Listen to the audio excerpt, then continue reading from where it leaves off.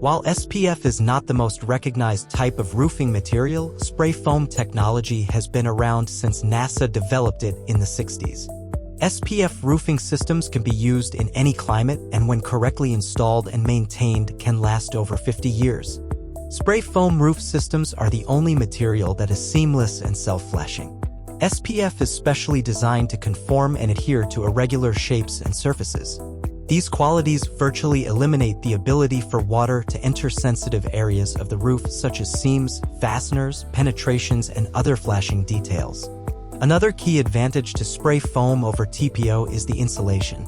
HVAC costs can be a big expense for commercial buildings, so any insulation can help combat those high energy bills.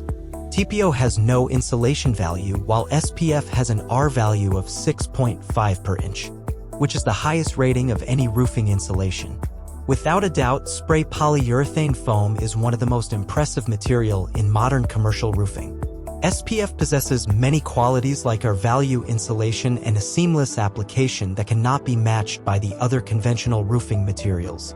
With proper installation and routine maintenance, a spray foam roofing system could be the last roof you buy for your commercial building.